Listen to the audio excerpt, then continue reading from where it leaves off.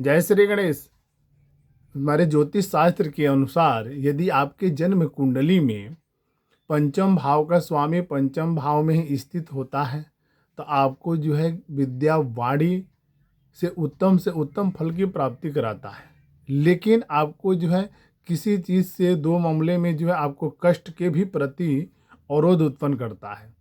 हमारे पराशर ऋषि लिखते हैं कि यदि आपका पंचम भाव का स्वामी पंचम भाव में ही स्थित है तो उसके फल के बारे में बता रहे हैं कि पंचमे से पंचमे यस्य तस्य पुत्रो न जीवति अक्षिण कर्कूर भासी च धार्मिको मतिमान भवेत।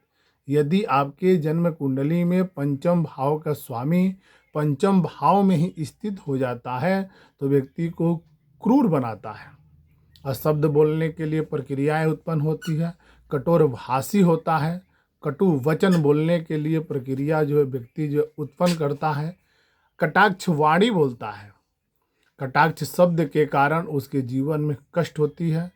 उत्तम से उत्तम ही यदि विद्या का उपार्जन किया है, कटु वाणी बोलने के कारण उसके जीवन में तनाव उत्पन्न हो जाता है, उसके जीवन में संघर्ष ही संघर्ष उत्पन्न होते रहता है।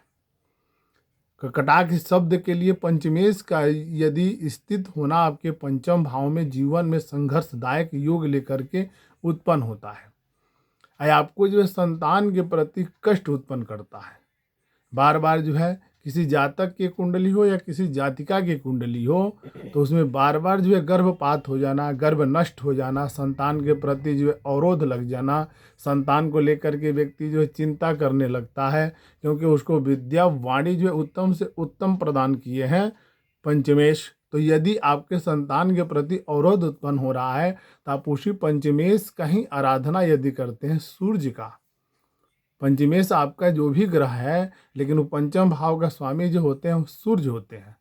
तो यदि सूर्य का आप आराधना करते हैं, सूर्य को जो है आप प्रतिदिन जो है पूजन करते हैं तो आपको गर्भ नष्ट का जो योग होता है वो जो है समाप्त हो जाता है। उससे आपको पूर्णतः जो है शीघ्र अतिशीघ्र जो है संतान की प्राप्ति होती है।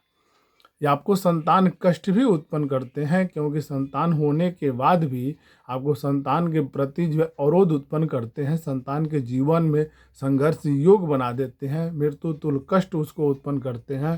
संतान क्रूरभाषी भी हो जाता है, आपके भी जीवन में आपको भी क्रूरभाषी बनाता है, जो आपके वाणी के कठोरता के चलते आपके जीवन में अनेक तरह की परेशानियों का सामना करना पड़ता है।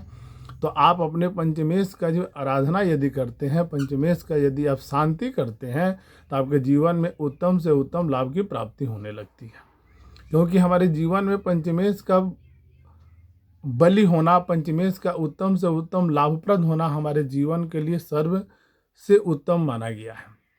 यदि पंचमेश आपका अस्त हो जाते हैं, पंचमेश आपका जो निष्फल हो जाते हैं तो आपके जीवन में आप जो विद्या अध्ययन किए हुए रहते हैं उस विद्या से आपको लाभ की प्राप्ति नहीं कराते हैं, आपको अन्य विद्याओं के प्रति जो है झुकाव करके उससे आपको लाभ की प्राप्ति कराते हैं। आपको संतान के लिए बहुत संघर्ष करना पड़ता है। उसके बाद यदि संतान भी आपको होते हैं तो कभी गर्भपात हो जाना, कभी गर्भ नष्ट हो जाना, कभी जो अकारण किसी गुप्त रोग का शिकार हो जाना, ये हमारे पंचमेश के पीड़ित होने का जो सबसे बड़ा जो है एक समस्याएं उत्पन्न करने का योग बन जाता है।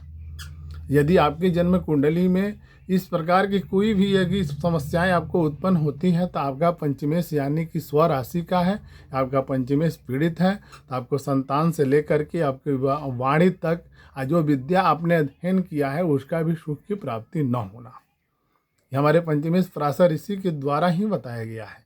तो आपका पंचमेश किस भाव में है हमारे कमेंट बॉक्स में आप अवश्य बताएं और हमारे चैनल से आप जुड़े रहें।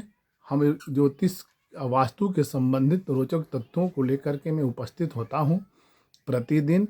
ध्यान रहे कि हमारे चैनल से आप जुड़ करके इसको सब्सक्राइब करें, बेल आइकन बटन को दबाएं। जय श्री गणेश।